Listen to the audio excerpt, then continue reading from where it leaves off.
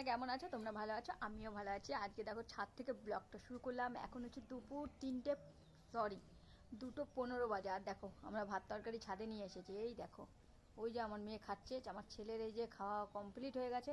আমার বর এখনও আসবে, তার জন্য রোদে দিয়ে দিয়েছি এই যে গরম তেল। ওই দেখো বালতিতে জল রেখেছো, চিরুনটা আর গামছাটাও রোদে দিয়ে রেখেছি। ওই দেখো, দেখেছো? আমার বর যে মাথাটা আসরাবে না, সেটাও গরম চাই। বুঝেছো?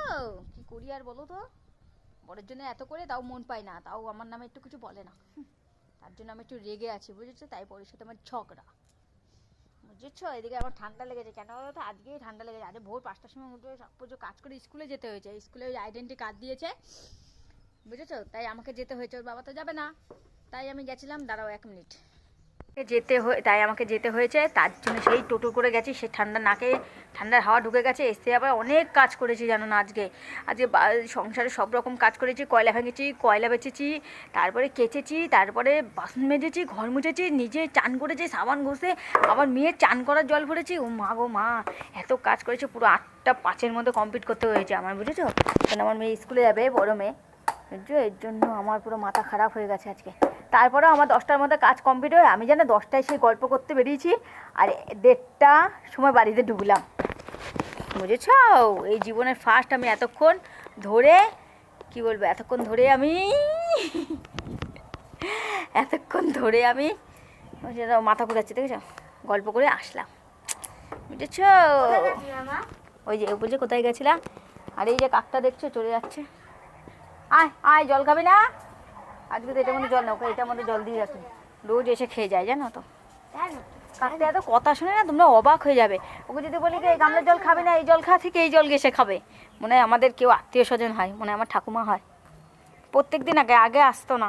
একটা গাছে ফুল ফুটছে না, দেখো লঙ্কা গাছটা, লঙ্কা প্রচুর বেশি আছে।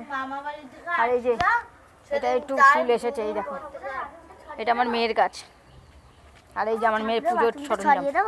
হ্যাঁ, আর এই দেখো আমার ধনেপাতা হয়ে গেছে গামলার মধ্যে অল্প কাটা, বুঝেছ?